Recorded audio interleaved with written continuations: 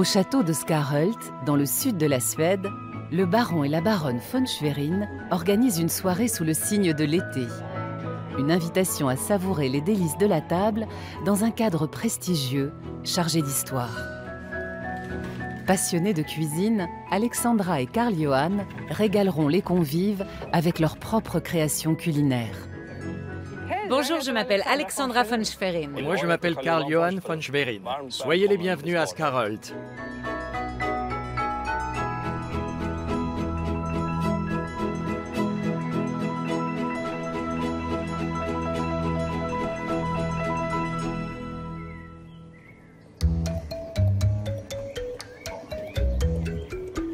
Fin juillet, l'été bat son plein dans le sud de la Suède. Au château de Skarhult, la famille von Schwerin en profite pour prendre le petit déjeuner en terrasse. Au royaume de Suède, les enfants sont en vacances de la mi-juin à la mi-août et on prend le temps de vivre. Le matin, toute la famille apprécie de manger salé, si ce n'est la baronne.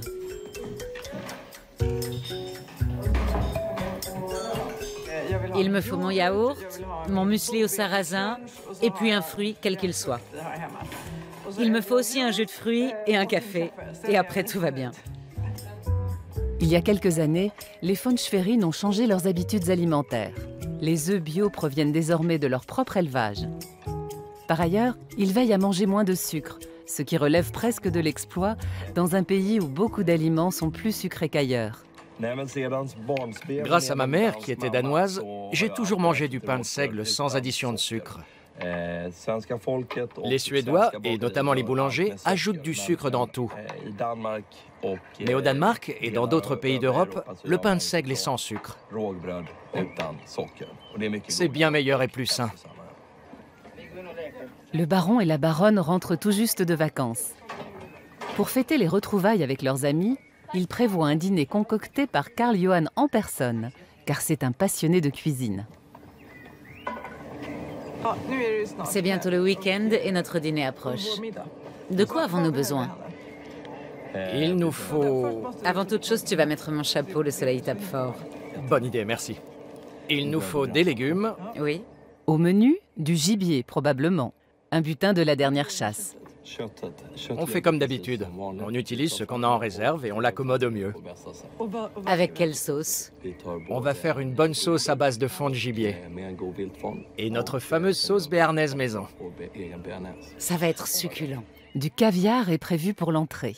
Malgré les 11 convives invités à leur table, pas question de faire appel à un cuisinier professionnel. On aurait évidemment pu déléguer. Mais Alexandra et moi trouvons ça bien plus plaisant de cuisiner nous-mêmes. Depuis des siècles, les châtelains de Skarhult disposent d'un cadre idyllique pour leurs fêtes et leurs réceptions. C'est l'un des châteaux Renaissance les mieux conservés du royaume. Sa construction a commencé en 1562, soit un siècle avant la cession de la Scanie à la Suède par le Danemark. Originaire d'Allemagne, la lignée des von Schwerin a essaimé en Suède au XVIIe siècle. Et le château ainsi que son parc lui appartiennent depuis 1844.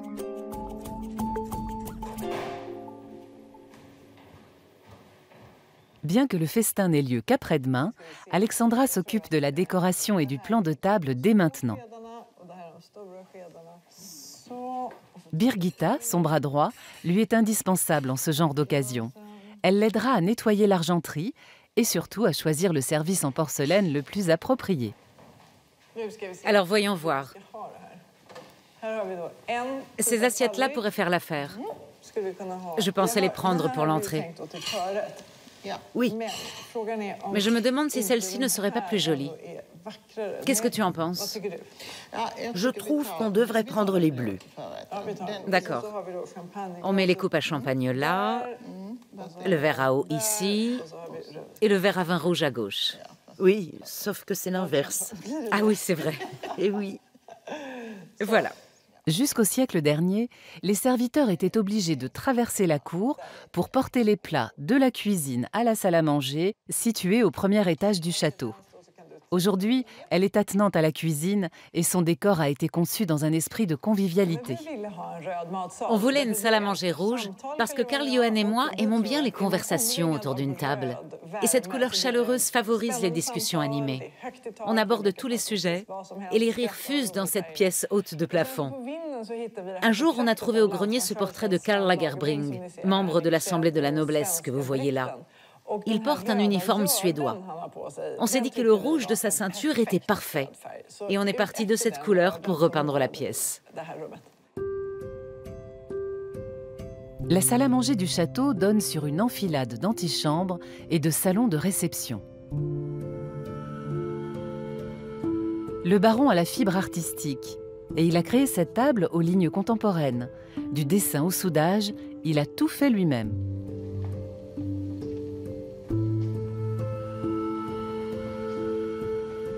Son épouse est quant à elle la gardienne de la bibliothèque.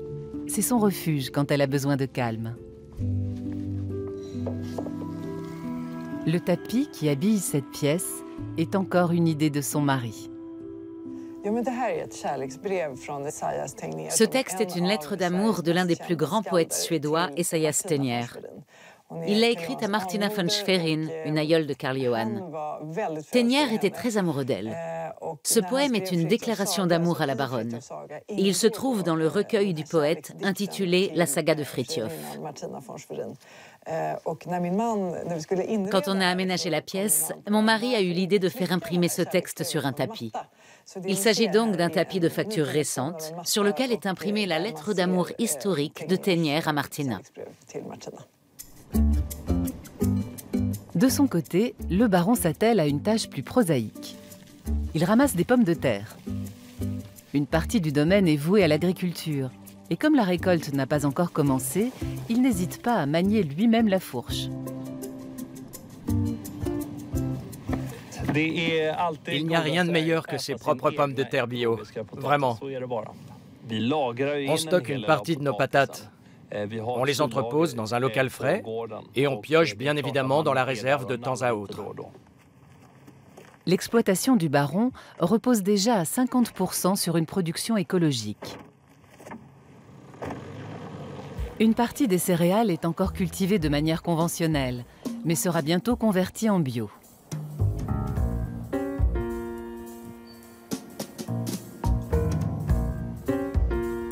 Alexandra von Schwerin s'est rendue dans la ville universitaire de Lund. Le marché hebdomadaire a lieu aujourd'hui et elle veut y acheter de quoi faire une salade pour le dîner de fête. Voilà, c'est parfait. Pour le dessert, elle a prévu un gâteau meringué aux fruits rouges de saison. Depuis quelques années, l'Ascani promeut les plaisirs de la table. Les étals du marché témoignent de la richesse gastronomique de la région. Les invités d'Alexandra ne devront pas être en reste. Et chacun aura le plaisir de trouver des chocolats suédois dans sa chambre. Celui-ci est très riche en saveurs. Il contient beaucoup de gingembre, des épices et du yaourt. Bien, je vais en prendre. Des noirs uniquement? Non, un assortiment. Et aussi quelque chose de plus crémeux et au lait, j'adore ça. Nos truffes à la réglisse sont délicieuses. Oui, c'est très bon, j'en prends aussi. La baronne a fait son choix. Ses invités seront gâtés. Merci, ça va être très bon. J'en suis persuadée. Bon, j'y vais alors. Merci. Merci. Le lendemain matin, Alexandra s'est mise au fourneau de bonne heure pour préparer les légumes destinés à la salade. D'abord, je trouve qu'ils sont très jolis. Et puis, c'est une bonne alternative aux pommes de terre. Des betteraves rouges ou jaunes, des haricots verts ou beurre, des haricots blancs ou noirs. J'aime jouer avec toute cette variété. Il est également temps de s'y mettre pour Karl Johan. Salut. Salut. Je vais finir de préparer la viande. C'est quoi comme viande? Du filet de daim. Ça va être intéressant. Le baron met toujours beaucoup de soin à parer la viande. Et il ne faut jamais oublier de retirer ces petits morceaux-là. On enlève tout bonnement les tendons et la graisse. Avec une viande comme ça, nos invités vivront une expérience culinaire inoubliable demain. Chérie, tu fais quoi maintenant? Je vais me mettre au dessert. Le cuisinier ne traîne pas, car d'autres devoirs l'appellent. Et toi, tu fais quoi maintenant? Je vais faire un tour dehors. D'accord. Alexandra commence la préparation du dessert. Elle a prévu une pavlova, un gâteau meringué recouvert de fruits et nappé de crème au citron, aussi appelé lemon curd. La pavlova est un dessert très sucré, avec de la meringue, de la crème chantilly et des baies rouges. Ma petite touche personnelle, c'est d'ajouter une note acidulée avec du lemon curd. Non seulement c'est bon, mais en plus, c'est beau. Pour le lemon curd, il faut des œufs, du sucre, du jus de citron et du beurre. Alexandra varie un peu la recette en utilisant 2 œufs entiers et 4 jaunes.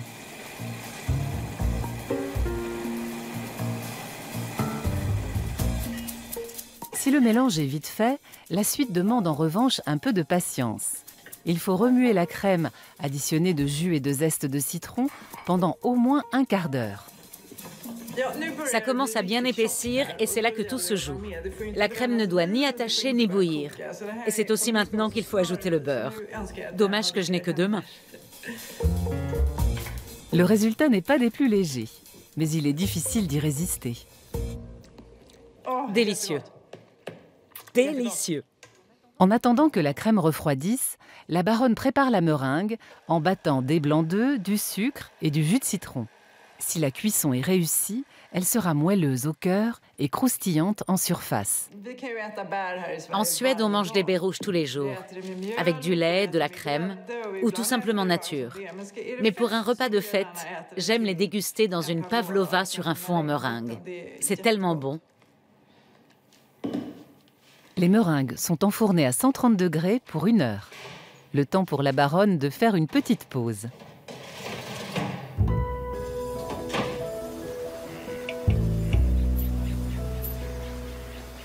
Pendant ce temps, Karl Johan arpente la campagne en compagnie de Mats, le garde-chasse. Au retour de ses vacances, le baron veut se faire une idée du nombre de chevreuils qui peuplent son domaine. Il se poste dans un affût. Quand on procède au comptage des chevreuils, on utilise un appôt. C'est un sifflet qui reproduit le son d'une chevrette. Cela permet d'attirer les brocards et de les observer pour pouvoir les reconnaître par la suite en période de chasse. On vérifie leur état et leur âge et on repère ainsi ceux qui pourront être tirés. Au début, rien ne bouge.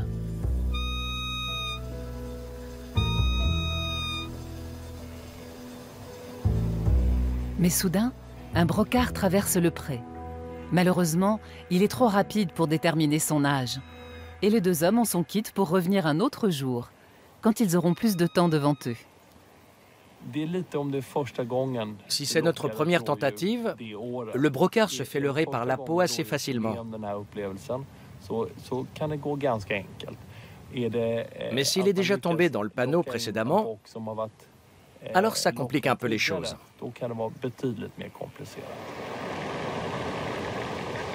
Avant de rentrer, les 2 hommes font un détour par la forêt de Skarhult.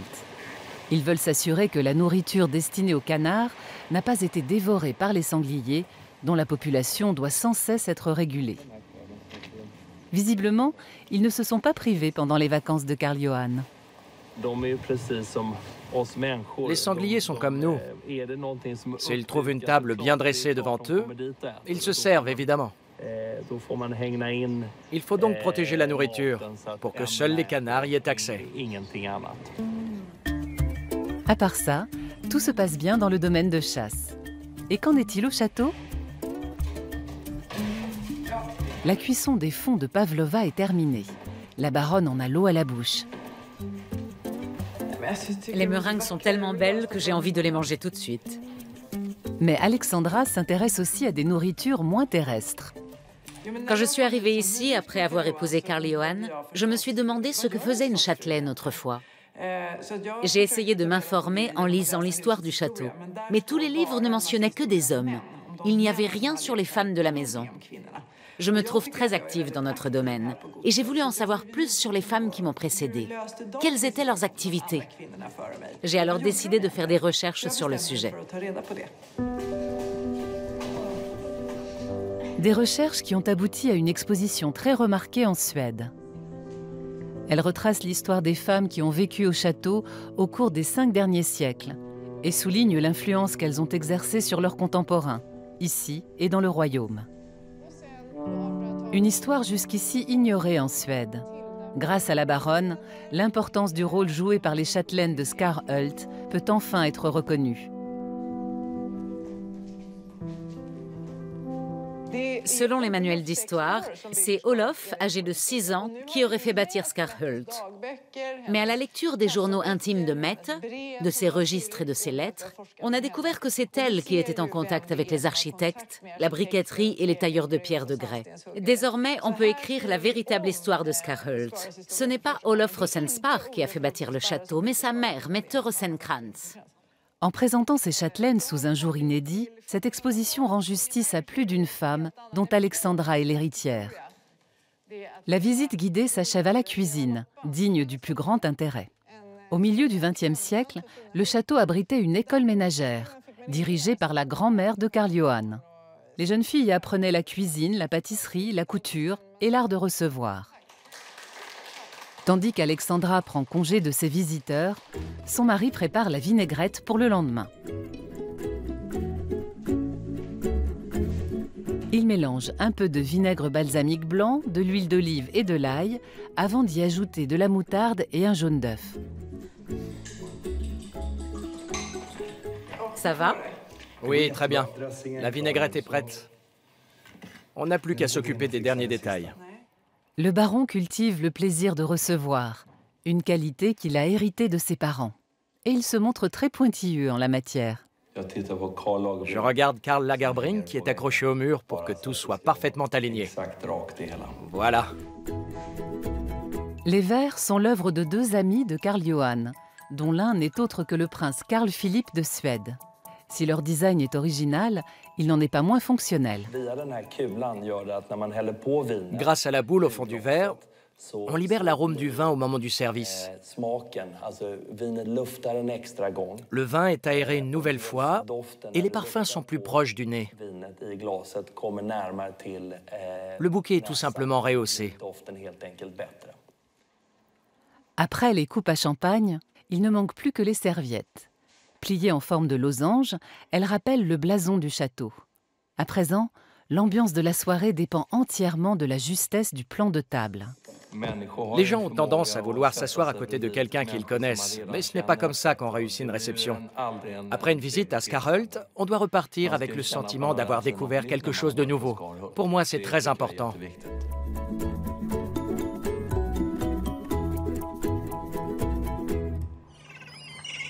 Le jour J, Karl Johan est parti de bonne heure pour acheter de quoi préparer l'entrée.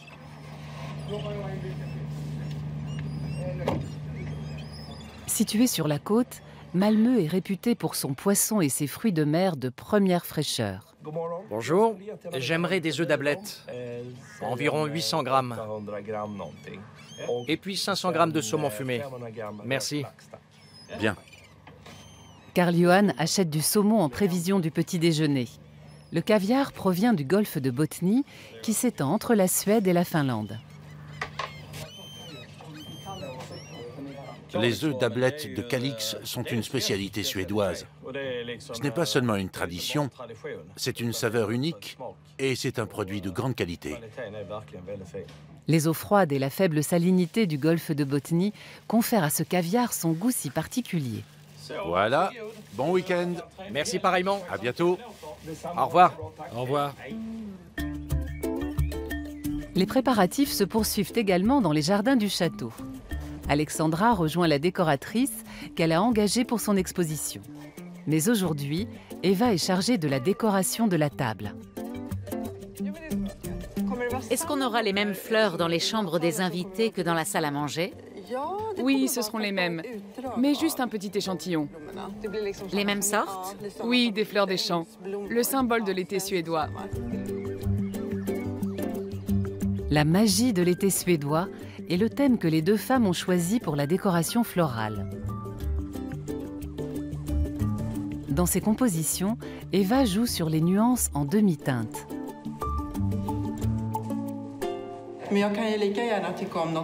J'aime aussi les arrangements grandioses et imposants. Mais c'est tellement agréable en été de pouvoir sortir pour aller cueillir des fleurs. Vu l'attachement des Suédois à la nature, une fête estivale décorée de fleurs sauvages a toutes les chances de réussir.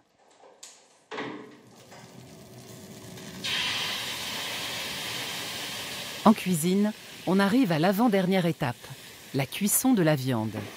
Et dans ce domaine, le baron rejette toute fantaisie. Pour tout vous dire, je ne mets jamais de sel et de poivre sur la viande. Je préfère la viande nature. Et je laisse les invités l'assaisonner à leur guise. Après avoir braisé la viande, le baron prépare la sauce. Un fond de gibier relevé de vin rouge, de moutarde et de vinaigre balsamique blanc. Une recette qui ne rate jamais, en principe. La sauce manque un peu de corps. Il lui faut un peu plus d'amour. Le cuisinier ignore ce qui ne va pas au juste, mais pour l'heure, rien ne presse. Il a même le temps de mitonner tranquillement ses pommes de terre au four. Karl-Johan cuisine avec amour, car il sait par expérience que les bons petits plats sont un gage de séduction. Quand j'ai rencontré Alexandra, je lui ai préparé un bon repas. Ce n'était pas du daim comme aujourd'hui, mais de la sarcelle flambée. Après ce repas, elle m'a trouvé encore plus sympathique. Et on s'est mis ensemble. L'arrangement floral d'Eva est une merveille. Pour la baronne, sa magie de l'été suédois évoque des souvenirs d'enfance. Cela ressemble au livre pour enfants d'Astrid Lindgren. Ça me rappelle des images des enfants de Bullerby, d'Emile ou de Madicken. La maîtresse de maison ajoute une dernière touche gourmande aux chambres de ses hôtes, dans un château qu'elle veut aussi douillet qu'une maison cosy. Il y a 67 chambres, mais l'ambiance doit rester chaleureuse et conviviale. On est des gens modernes et on souhaite mener une vie de famille normale ici.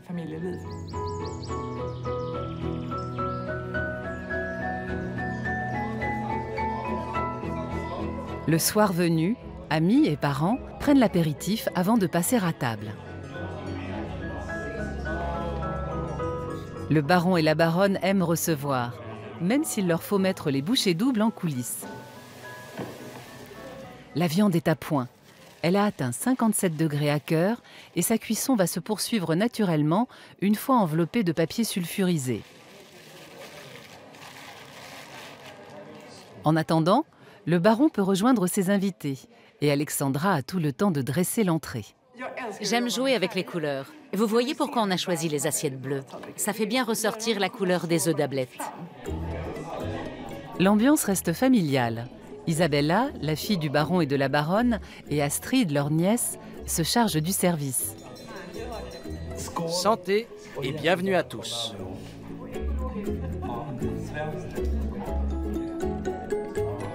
Les convives se régalent. Le caviar de Calix satisfait les palais les plus exigeants, et on prend le temps de le déguster. De quoi inquiéter le maître de maison, car les pommes de terre à l'huile d'olive et au romarin sont déjà prêtes. Karl-Johan et moi, on forme une bonne équipe. Un peu comme ceux qui changent les pneus en Formule 1. On est très rapide. La baronne ajoute des lentilles et des haricots verts à la salade, tandis que le baron mitonne sa béarnaise. Dans un premier temps, il mixe des jaunes d'œufs avec une infusion d'échalotes parfumée de persil et d'estragon, concoctée par ses soins. Le beurre fondu va réchauffer la sauce. On peut dire que c'est une béarnaise à l'envers. C'est un secret de famille. Mon père faisait toujours comme ça. Une fois la salade couronnée de feta et de roquettes, le plat principal peut être servi.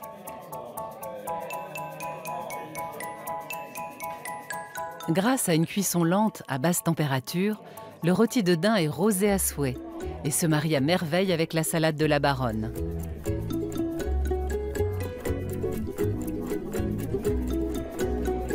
Comme d'habitude, tout le monde se réjouit de terminer le repas sur une touche sucrée, à l'exception d'Alexandra.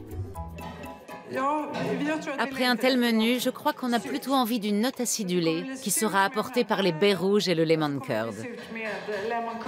Mais grâce à la meringue, les amateurs de sucre ne seront pas lésés non plus. Je trouve que c'est très réussi et vraiment délicieux. J'espère que les invités partagent mon avis. Mais oui, ils sont ravis, ça s'entend.